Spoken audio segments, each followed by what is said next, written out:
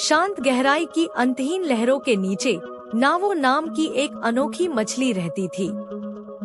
उसकी आवाज गहरे पानी में लहराती थी, एक मंत्रमुग्ध करने वाली धुन जो सुनने वाले को भी मंत्रमुग्ध कर देती थी। लेकिन नावो में एक कमी थी, उसे खुद की तारीफ करना बहुत पसंद था। मेरी आवाज जितनी सुंदर कोई आवाज नहीं है।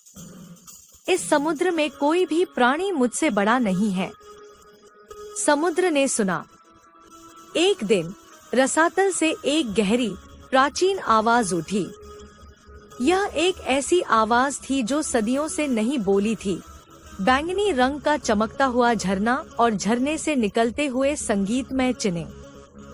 समुद्र ने कहा, यदि आप सबसे महान हैं, तो इसे साबित करें।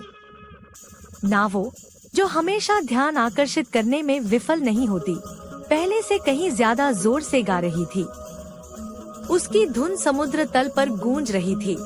उसकी प्रशंसा खामोश जहाजों और परित्यक्त सीपों से गूंज रही थी। लेकिन इस बार कुछ बदल गया। उसकी अपनी आवाज प्रतिध्वनि के रूप में उसके पास वापस नहीं आई। इसके बजाय वह खाई में समा गई। फिर सन्नाटा छा गया। नीचे अंधेरे में एक विशाल अदृश्य उपस्थिति छिपी हुई थी, जो बाहर निकलने लगी बेहद डरावनी थी। एक बड़ा संगीत प्रतीक जैसे जी-क्लीफ। कोई आंखें नहीं, कोई रूप नहीं, बस भूख। हताश होकर नावो पानी में और गहराई में डूबने लगी। नावो पानी में अपनी खोई हुई धुन की तलाश में भटकने लगी, जहां सूरज भी नहीं पहुंच सकता था। पानी गाढ़ा हो गया। दबाव ने उसकी हड्डियों को जकड़ लिया। अंधेरा उसके चारों ओर ऐसे घूम रहा था जैसे कोई मुंह धीरे धीरे बंद हो रहा हो। समुद्र में अब उसकी आवाज नहीं थी। कोई मछली उसे सुनने के लिए अपना सिर नहीं घुमाती थी।